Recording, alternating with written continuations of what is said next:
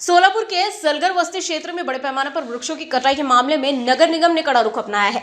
नगर आयुक्त डॉक्टर सचिन ओम्बसे ने जानकारी दी है कि इलाके में 118 पेड़ों की अवैध कटाई किए जाने की पुष्टि हुई है।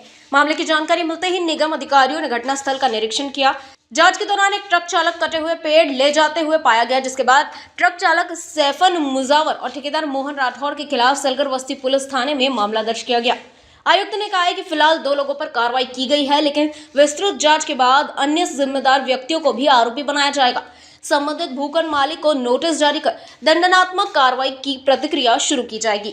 सोलापूर शहरामधील सलगर वस्ती म्हणून भाग आहे, त्याच्यामध्ये एक शेत होतं, त्यामध्ये जवळजवळ 118 वृक्षांची कत्तल केल्याची बातमी आम्हाला त्या दिवशी मिळाली। त्यानंतर त्या स्थळी आमचे कर्मचारी त्या ठिकाणी गेले। त्या ठिकाणी गाडीचे ड्रायव्हर असलेले सैफन मुजावर आणि त्यांना ज्यांनी सांगितलं होतं ते कॉन्ट्रॅक्टर, आमच्या माहितीप्रमाणे हे जे मोहन राठोड हे ते मला वाटतं झाड कट करणारे कॉन्ट्रॅक्टर होते। तर ह्या 2 लोकांच्या नावाने आम्ही गुन्हा दाखल केलेला आहे आणि अतिशय म्हणजे दुःखाची गोष्ट आहे की याच्यामध्ये जवळजवळ पूर्णतः देशी असलेले वड असेल, लिंब असेल आणि वेगवेगळ्या प्रकारचे जांभूळ असेल, असे आपले देशी प्रकारचे वृक्ष होते आणि किमान 50 वर्षापेक्षा जास्त वय असलेले वृक्ष होते। तर त्यांनी कुठलीही विहित परमिशन न घेता आमच्या कुठले जे वृक्ष प्राधिकरण आहे त्याची कोणतीही परवानगी त्यांनी घेतलेली नव्हती।